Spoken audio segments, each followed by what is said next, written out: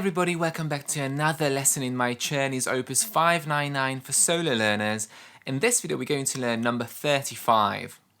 Don't forget to subscribe if you haven't already done so, and if you like what you see, give this video a thumbs up.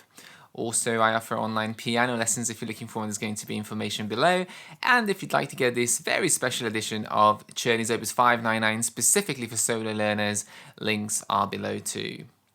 So number 35 is an interesting one. It's quite short and it looks very simple, but it's not easy at all. And number 35 is working on two technical challenges.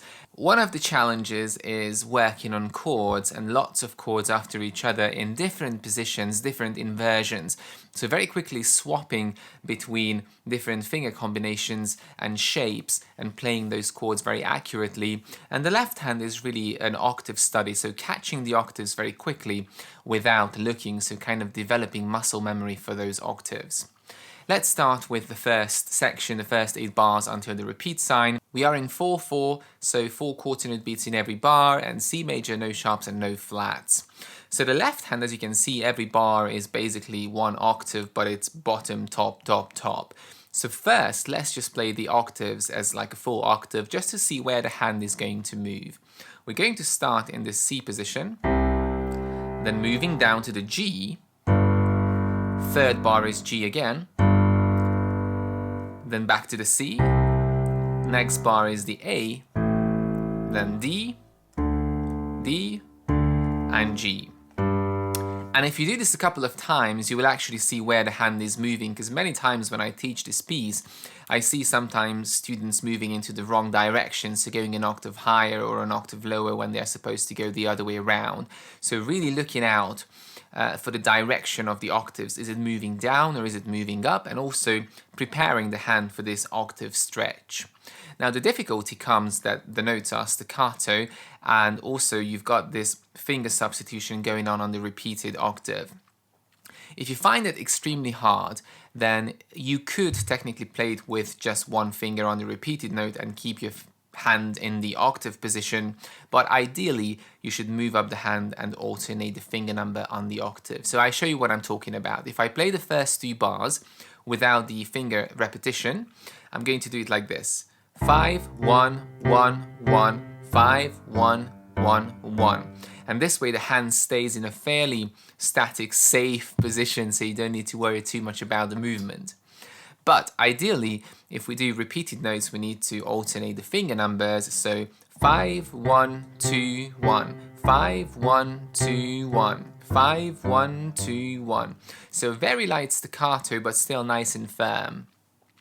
So let's play now the left hand in the correct manner. 1, 2, 3, 4, G, 2, 3, 4, G, 2, 3, 4, C, 2, 3, 4, A, 2, 3, 4, D, 2, 3, 4, D, 2, 3, 4, G, and finishing on the G. And that's the left hand, so really practicing this movement between the octaves. The right hand is a lot more challenging. We have so many chords and so many chord shapes. But most of the chords are the same, but they're in different inversions, meaning it's the same 3 notes but in a different order. So let's play through first without the articulation, just the chords. So the first one is E, G, C, a C major chord in first inversion. And by the way, the fingerings are suggestions only. If you find anything else that works better for you, go with that. But if you don't know where to start, go with the one in the book. So 1, 2, 3, and then an inversion, 1, 3, 5. And then falling down onto the G major. The next bar is G major and a G7, G, D, F, and falling down onto a C major chord. Then we have an A minor chord, a full A minor chord, coming down in a G major, then 4, 2, 1, 3, and then 5, 3, 4, 2, 3, 1, 2, 5 on the 5th, and 1, 4 on the B, G. So very tricky ending. Now let's do it with the staccatos. So when it comes to technique, all you want is a very rounded hand shape, very, very soft wrist, so no tension in the wrist, and don't let the wrist rise up like that.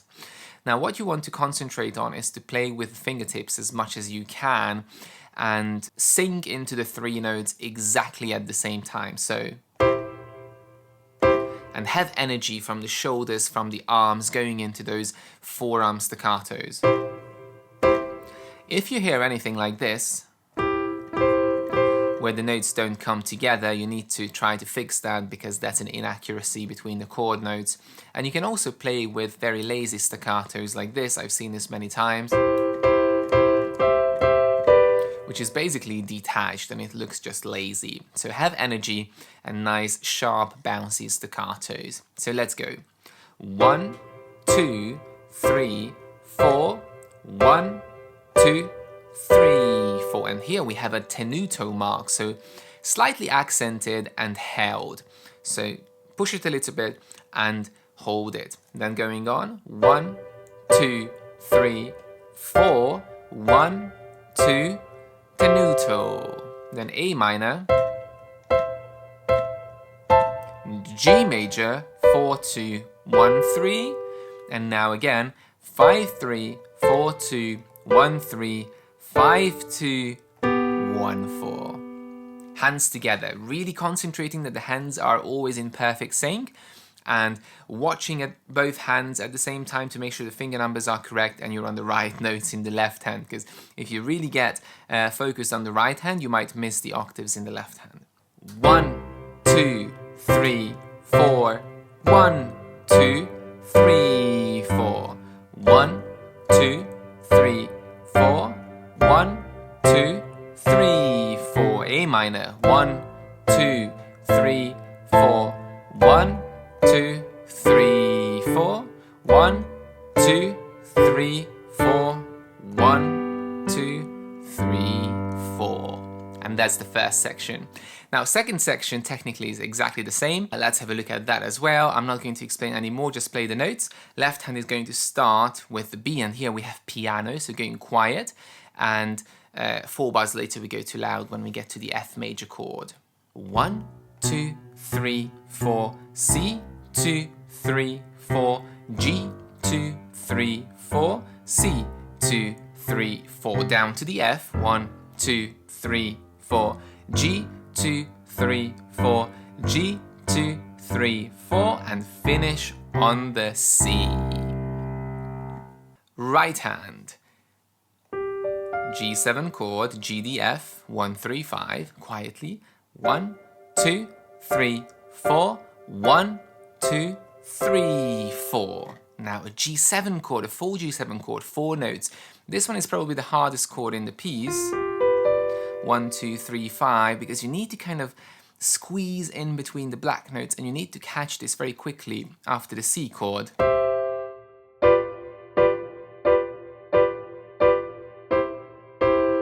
And then F major, inversion, inversion, and C major, inversion, and coming down 5, 3, 4, 2, 3, 1, 2, 5, 1, 4.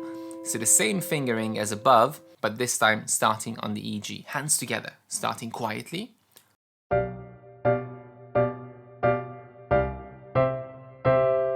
Now G7, C major. Now loud. C major, coming down.